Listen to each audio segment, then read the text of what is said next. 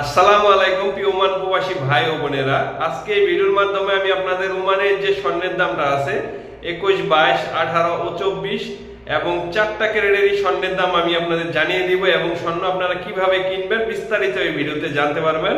ভিডিওটি ভালো লাগলে অবশ্যই একটি লাইক দিয়ে দেবেন, আর যারা চ্যানেলে নতুন চ্যানেলটি সাবস্ক্রাইব করে সঙ্গে থাকবেন। আর শেয়ার করতে ভুলবেন না, আপনারা শেয়ার করলে অন্য প্রবাসীরাও দেখার সুযোগ পাবে। তো বন্ধুরা, আজকের এই ভিডিওর মাধ্যমে আমি আপনাদের সর্বপ্রথম জানাচ্ছি যে আমি যে স্বর্ণের দামটা বলবো, আপনারা যখনই গহনা কিনতে যাবেন তার সঙ্গে ভ্যাট ও মেকিং চার্জ বসবে।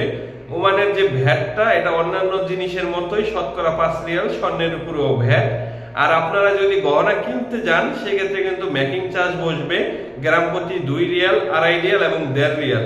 এটা ক্যারেট হিসাবে, কত ক্যারেটের স্বর্ণ সেই হিসাবে অনেক ক্ষেত্রে দাম হয়।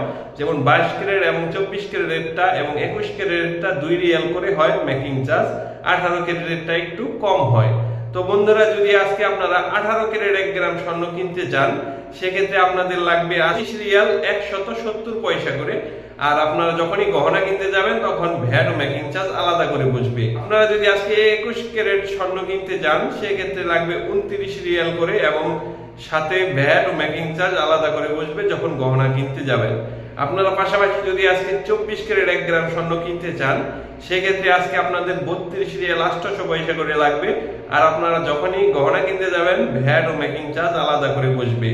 তো বন্ধুরা, আজকে যদি আপনারা 22 ক্যারেট সবচেয়ে ভালো 1 গ্রাম গোল্ড কিনতে যান সেক্ষেত্রে আজকে আপনাদের লাগবে 30 রিয়াল 400 পয়সা করে এবং আপনারা যখনই গহনা কিনতে যাবেন সেক্ষেত্রে কিন্তু বন্ধুরা ভ্যাট ও মেকিং চার্জ আলাদা করে বসবে।